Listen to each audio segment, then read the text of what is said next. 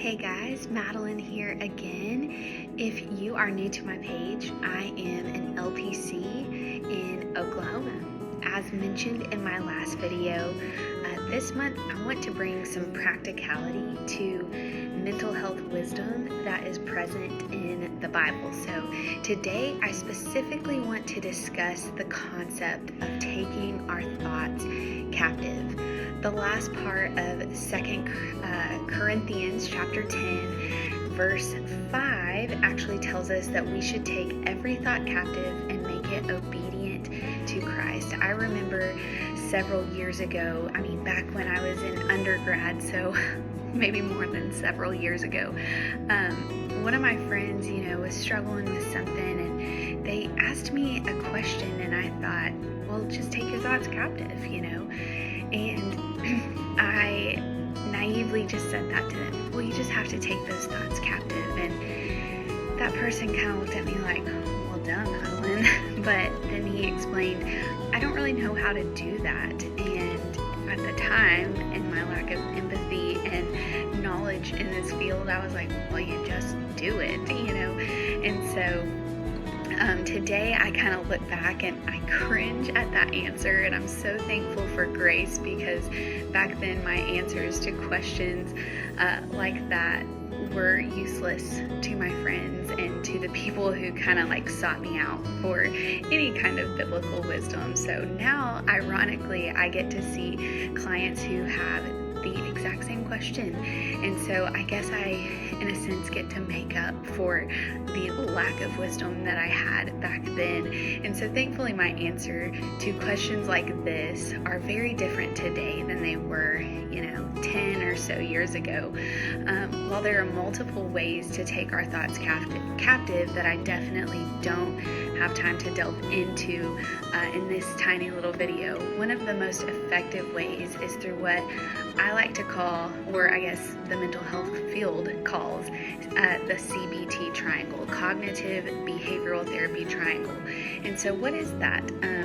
It's kind of a triangle that each point has a different representation. So the top point is your thoughts, one of the side points is your feelings, one of the side points or angles is your actions. And so sometimes our ruminating or overthinking likes to take over. So taking our thoughts captive is not as simple as just saying that thought isn't beneficial, now be gone.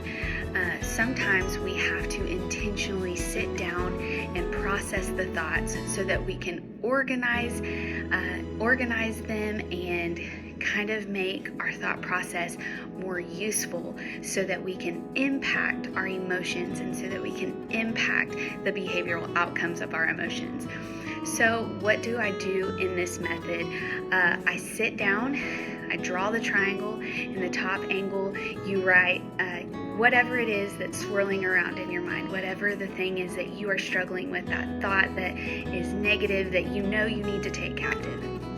The second thing you do is in one of the bottom corners, you write down what feelings is that thought stirring up. What do you feel? Whether it's anxious, whether it's I feel really depressed that this is what I'm identifying with, or whatever it is. And then in the other angle, you write down kind of what that emotion typically causes you to do, what those thoughts typically cause you to do, what is the behavioral outcome of those things. And so then I like to tell my clients, ask yourself 3 questions. What story am I telling myself?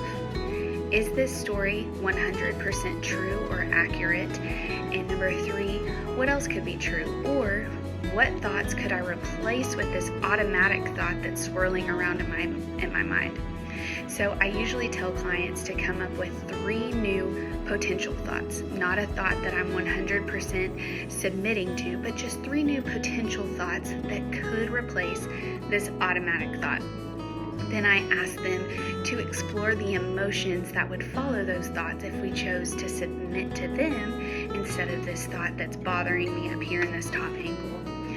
And then I finally ask them to kind of define what actions or behaviors might follow that new thought, that new feeling. What behavior, how would you react differently than you are to this thought that you have up here that's troubling you? And so finally, I asked them to choose one to submit to out of those three. What's the best path forward based on the new thoughts? Which one do you want to submit to? And then they choose one. And after they have done this, I ask them to use that thought, say I submit to it, and to act in a way or behave in a way that shows that they believe the thought. So as we create new healthy behaviors consistently, we create new pathways in our brains that make new habits feasible, which makes new automatic thoughts achievable as well. Does it take time? Yes. Is it hard work? Absolutely. But that hard work in organizing our thoughts and creating new habits in our brains to create new automatic thought possibilities is so worth it for taking my thoughts captive more practical. I hope you enjoyed this video. I hope it's useful for you. If not, share it with somebody else you think it might be useful for.